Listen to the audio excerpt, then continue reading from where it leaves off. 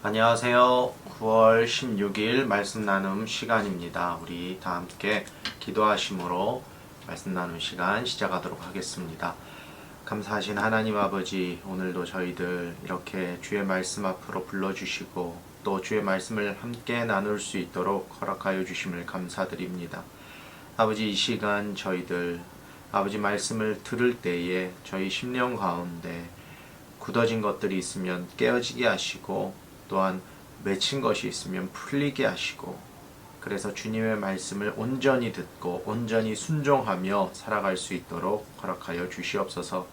아버지 하나님, 이제 저희들 찬양 올리며 말씀 듣기를 원합니다. 이 모든 시간 온전히 주님께만 영광 돌릴 줄 믿사오며 살아계신 우리 구주 예수 그리스도의 이름으로 기도드렸습니다.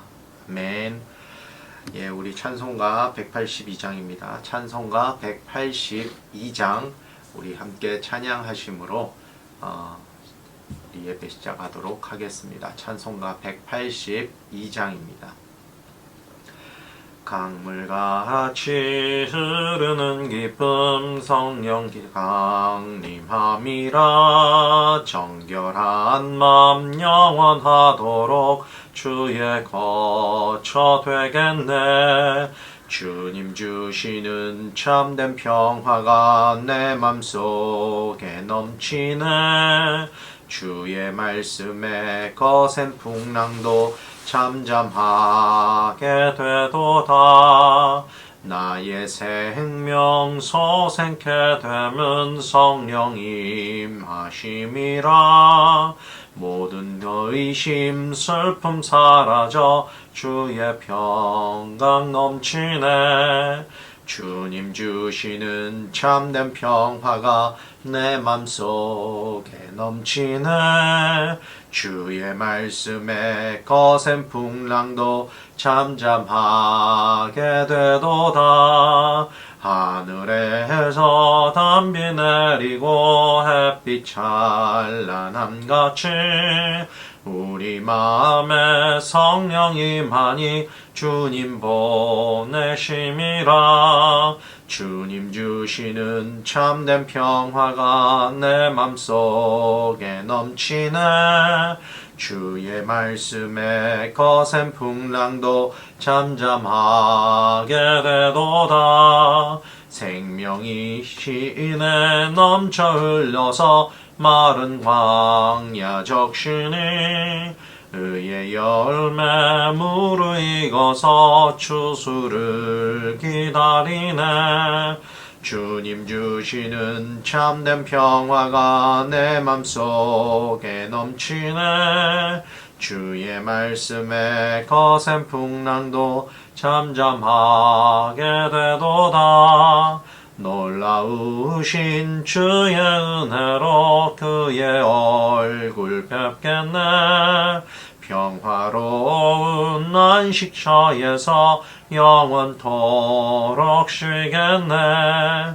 주님 주시는 참된 평화가 내 맘속에 넘치네.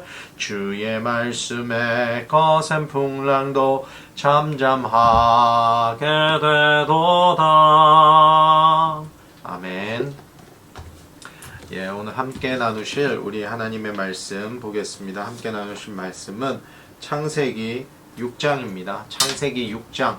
오늘은 한 절만 가지고 읽도록 하겠습니다. 전체적으로 다 보긴 하겠는데요.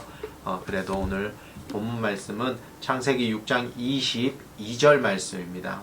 22절 말씀입니다. 우리 다 찾으신 줄로 믿고 함께 읽도록 하겠습니다. 창세기 6장 22절 말씀입니다. 다 찾으신 줄로 믿고 우리 함께 읽도록 하겠습니다. 노아가 그와 같이 하여 하나님이 자기에게 명하신 대로 다 준행하였더라. 아멘. 네. 성경을 우리가 조금만 눈여겨 들여다보면 우리 인간이 얼마나 죄가 많고 악한 존재인지를 깨닫게 되는 것 같습니다. 하나님의 은혜와 축복으로 지음받은 사람이 3장 이후에 계속해서 죄의 길로만 향하는 것을 우리는 쭉 계속해서 창세기를 묵상하면서 보고 있습니다. 오늘 역시도 사람들이 땅 위에 번성하기 시작할 때 사람들의 범죄함이 하나님을 근심시킬 정도로 이 땅에 편만했음을 이야기하고 있습니다. 사람이 땅 위에 번성하기 시작할 때에 그들에게서 딸들이 나니 하나님의 아들들이 사람의 딸들의 아름다움을 보고 자기들이 좋아하는 모든 여자들을 아내로 삼았다고 본문 1절과 2절에 6장 1절과 2절에 기록하고 있습니다. 여기서 번성하기 시작했다는 것은 하나님께서 처음에 아담과 하와에게 축복해 주신 생육하고 번성하여 땅에 충만하라고 하신 그 언약이 성취되었음을 우리는 알 수 있습니다. 또한 번성하기 시작했다고 기록할 때 쓰인 그 시작할 때의 원문은 사역형으로서 쓰인 헤헬이라는 단어를 썼습니다. 이것은 스스로의 힘으로 번성한 것이 아니라 외부적인 힘에 의해서 번성하게 되었음을 보여주는 것입니다. 다시 말해서 이렇게 하나님의 축복으로 인해서 사람들이 번성하고 충만하게 되었음에도 불구하고 인간은 하나님의 은혜를 망각하고 교만한 마음을 가지고 타락의 길로 들어서게 되었다는 것을 뜻하고 있는 것입니다. 우리는 또한 여기서 사람의 딸들은 누구며 하나님의 아들은 누구인지를 알아볼 필요가 있습니다. 오랜 시간 이 사람의 딸들과 하나님의 아들들에 관해서 굉장히 많은 묵상을 했습니다.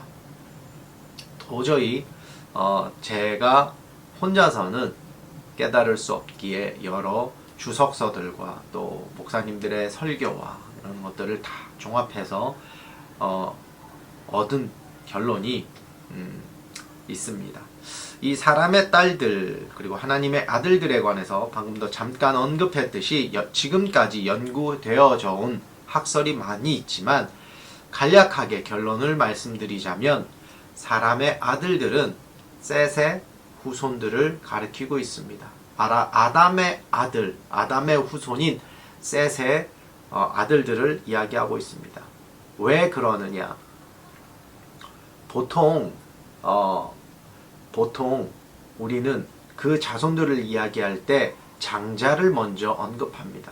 그런데 우리가 어제 나눈 5장에 보시면 5장에 3절입니다. 아담은 130세에 자기의 모양 곧 자기의 형상과 같은 아들을 낳아 이름을 셋이라고 하였다라고 되어 있습니다.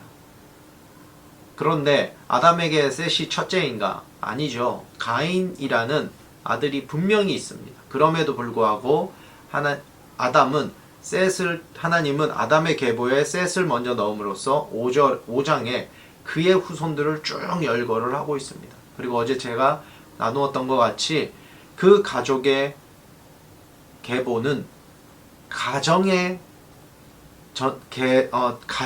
이렇게 이어져 내려오는 것도 맞지만 아울러서 그 가정을 통하여서 하나님에 대한 믿음이 전승된다라고 말씀을 드렸습니다. 이렇듯 경건한 자들은 하나님의 지금 셋의 후손을 가리키고 있는데 이 사실은 경건한 자들을 하나님의 자녀 혹은 하나님의 아들로 부른 사례가 성경에서 많이 발견되고 있기 때문입니다.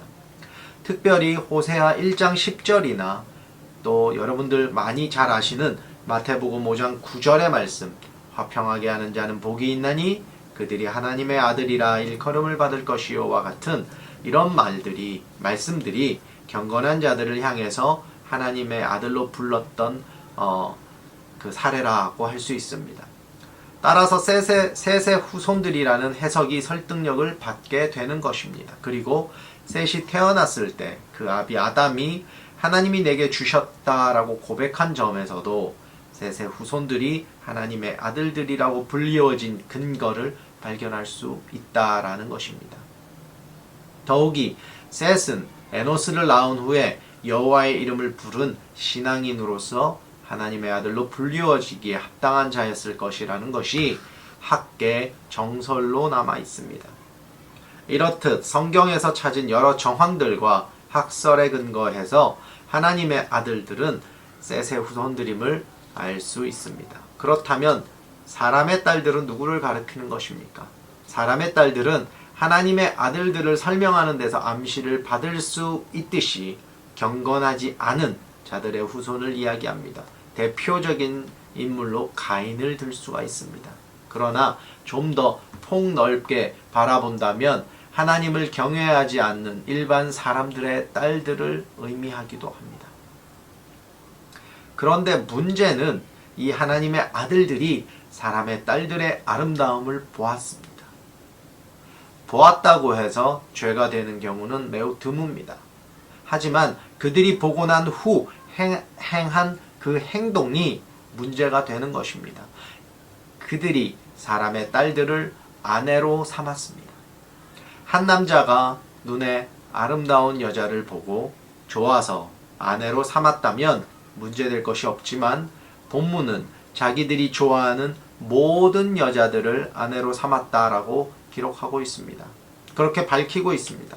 모든 여자를 좋게 보았고 아내로 삼은 것은 죄가 되는 것입니다. 하나님께서는 처음부터 일부 일처제를 제정했습니다. 그 가정을 제정했는데 지금 상황은 어떻습니까? 일부 다처제를 행하고 있습니다. 이것은 하나님께서 만드신 가정을 파괴하는 죄인 것입니다.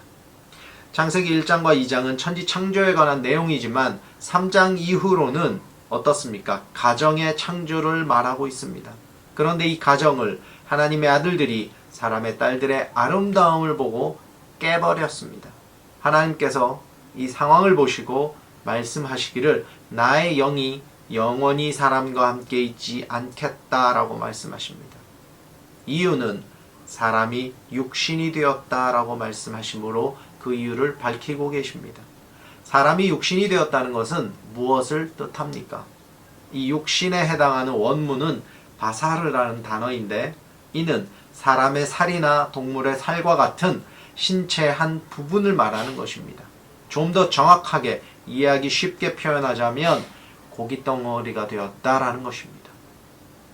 하나님의 명령을 따르지 않고 하나님의 뜻대로 살지 않는다면 결국 우리 역시도 육신이 되어버리는 것입니다. 그런데 이 말을 하신 하나님을 나타내는 이름을 우리는 또한 주목해 볼 필요가 있습니다. 뭐라고 되어 있습니까? 바로 여호와로 되어 있습니다. 여호와는 언약의 하나님을 뜻한다고 했습니다. 하나님께서는 언약의 하나님으로 우리를 바라보실 때 얼마나 힘드시고 아프셨을까를 생각하게 됩니다. 아니나 다를까 6절에 하나님께서는 한탄하시고 근심하셨다고 기록합니다. 당신께서 지으시고 복주시고 그리고 축복하셨던 그 사람이 이 땅에서 하나님을 잃어버리고 떠나서 육적으로만 살아가는 모습에 하나님은 매우 근심하셨습니다. 5절에 기록하시기를 사람이 마음으로 생각하고 계획하는 것들이 항상 악할 뿐임을 보셨다고 합니다. 때문에 하나님께서 지면에서 인간들을 멸해버리시기로 결정하신 것입니다. 사람은 그렇게 그 마음, 즉 그 인성 안에서 생각하고 계획하고 실행하는 그 모든 것들이 악한 것들로 채워져 있다라고 성경은 밝히고 있습니다. 그렇게 하나님으로부터 심판받아야 할 그 많은 인간들 가운데서 노아만은 달랐습니다. 노아를 소개할 때 그를 의인이요 당대의 완전한 자로 소개를 합니다. 그 이유는 그는 하나님과 동행했다라고 밝히고 있습니다. 어제도 나누었지만 하나님과 동행한다는 것은 무엇을 뜻합니까? 바로 하나님을 기쁘게 하는 삶을 살았다라는 것입니다. 우리 성경은 그를 의인으로 기록했습니다. 그러나 원문을 보시면 의인으로 쓰였던 단어가 차띠크라는 단어입니다. 이것은 완전한 의인을 뜻하는 것이 아니라 비교적 의인이었다라는 것입니다. 절대적 의인이 아니라 상대적으로 다른 이들에 비해서 의인이었다라는 것입니다. 즉 당시 사람들에 비하면 노아는 의인이었다는 것입니다. 또 당대의 완전한 자라 표현했습니다. 이건 역시도 탐임이라는 단어를 썼는데 차티크와 마찬가지로 흠과 티가 전혀 없는 도덕적인 완전함을 의미한다기보다는 그 생애 전체에 걸쳐서 온전히 하나님께 드리려는 노아의 삶의 전반적인 자세, 노아의 삶의 전반적인 자세를 이야기한다라는 것입니다. 간단하게 요약을 하면 하나님의 말씀을 수행한 자라는 것입니다. 그러면서 노아는 하나님과 동행하는 삶을 살았다라는 것입니다. 이것은 우리로 하여금 한 가지 기쁜 소식을 전하고 있습니다. 여러분, 다른 사람에 비해서 우리가 의인으로 살 수 있습니다. 다소 의인이었다는 거예요. 다른 사람에 비해서 우리가 하나님을 기쁘시게 하는 삶을 살 수 있다는 것입니다. 다른 사람에 비해서 우리가 하나님의 말씀하신 것들을 지켜가며 살 수 있다는 것입니다. 그러면 우리는 하나님과 동행하는 자들이 되는 것입니다. 세상과 구별되어서 우리의 삶 가운데 하나님의 뜻을 찾고 하나님의 뜻이 무엇인지 알게 되면 그 뜻대로 순종하며 나아가는 그런 삶을 살아갈 때 저도 여러분들도 바로 하나님과 동행하는 삶을 산다라고 말할 수 있다는 것입니다. 하나님과 동행한다는 것에 그 말을 들었을 때 우리는 누가 생각이 납니까? 바로 어제 나누었던 에녹을 생각하지 않을 수 없습니다. 하지만 에녹은 하나님께서 데려가셨습니다. 그렇지만 노아는 아닙니다. 노아는 그냥 두셨습니다. 왜 그럴까요? 무슨 차이일까? 바로 노아에게는 하나님께서 사명을 주셨기 때문입니다. 13절 이후에 하나님께서는 노아에게 방주를 지을 것을 명하셨습니다. 그리고 그 방주를 어떻게 지어야 하는지에 대해서도 알려주셨습니다. 그렇게 하나님으로부터 사명을 받은 노아는 자신의 뜻과 상관없이 순종했습니다. 방주를 짓는 것, 그것은 쉬운 일이 아니었을 겁니다. 그저 조그마한 배를 짓는 것이 아니라 아주 큰 규모의 방주를 짓는 것은 어려운 일이었다는 것입니다. 더군다나 산에서 배를 짓는다. 많은 사람들의 조롱거리가 되었음은 안 봐도 뻔한 일일 것입니다. 거기다가 그 안에 넣어야 될 식량들까지도 준비해야 했습니다. 얼마나 힘들고 그리고 얼마나 외로운 일이었겠습니까? 그럼에도 불구하고 노아는 묵묵히 하나님의 사명을 감당해 나갔습니다. 그리고 그 결국은 어떻게 되었습니까? 하나님의 물심판으로부터 구원받지 않았습니까? 반면에 다른 사람들은 어떻게 되었습니까? 노아가 방주 짓는 모습을 보고도 그들은 신경 쓰지 않았습니다. 노아를 조롱하기 바빴습니다. 그러면서 세상적으로 살아가기 바빴습니다. 세상의 쾌락을 쫓아가기 바빴습니다. 그러다가 결국 하나님의 물심판으로 모두 죽어버리고 맙니다. 히브리서 기자는 이런 노아를 향해서 이렇게 평했습니다. 믿음으로 노아는 아직 보지 않은 일에 경고하심을 받아 경외함으로 방주를 준비하여 그 집을 구원하였으니 이로 말미암아 세상을 정죄하고 믿음을 따르는 의의 상속자가 되었느니라. 아멘. 오늘 말씀의 제목을 하나님이 명한 대로 다 준행하였더라 라고 정했습니다. 오늘 본문과 같은 말씀입니다. 노아는 결국 하나님이 자기에게 명한 대로 다 준행하였습니다. 그리고 앞에서도 언급했듯이 물심판으로부터 구원을 얻었습니다. 우리가 이 시간 돌아보아야 할 것은 하나님께서 지금 우리에게 하시는 명령이 무엇인지를 깨닫는 지혜가 필요하다는 것입니다.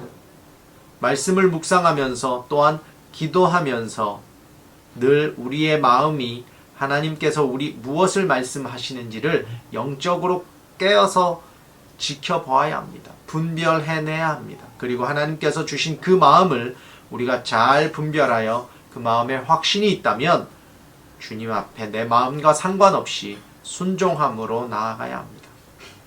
그렇지만 누누이 제가 말씀드리듯이 그 일이 쉬운 일은 아니라는 것입니다.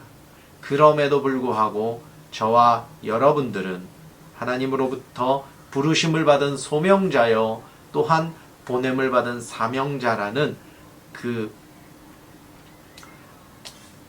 사명감을 잊지 마시고 그렇게 성령님의 인도하심으로 감당해 나아갈 수 있을 거라 믿습니다. 세상이 우리를 보고 뭐라고 하든 우리가 받은 사명을 가지고 각자의 삶의 자리에서 그 사명을 감당해 나아가야 합니다. 그리고 그리스도의 복음과 그리스도의 사랑과 그리스도의 향기를 전해야 합니다. 많은 조롱과 무시와 핍박이 있을 수 있습니다. 하지만 그 모든 것들을 견뎌내며 우리는 주님이 주신 사명을 감당해내야 합니다. 이유는 바로 우리가 주님으로부터 부름받은 소명자고 사명자로 세워졌기 때문입니다. 저만 그런 것이 아니라 여기 계신 모든 분들이 다 같은 소명자요 사명자로 세워졌다는 것입니다.